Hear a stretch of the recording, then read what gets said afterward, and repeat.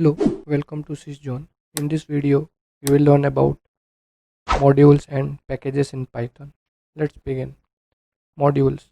Modules in Python are simple Python files with the .py extension, which implement a set of functions.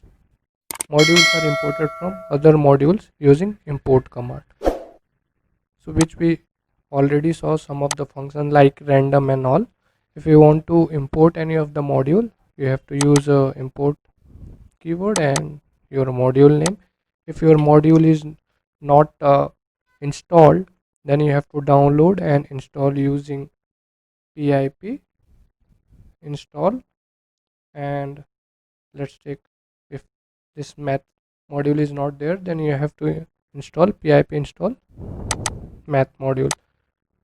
So this is a module. Module is nothing different. It is a already built program which is in .py format. Now come to packages. So packages is a combination of multiple modules and functions and method, we can say. Packages are namespaces which contain multiple packages and modules themselves. They are simply directories. Each package in Python is directory which must contain a special files called init.py. Like in modules, extension should be .py extension, so that type of file could be treated as modules. But in packages, first file should be always underscore underscore, this one, underscore underscore init underscore underscore .py.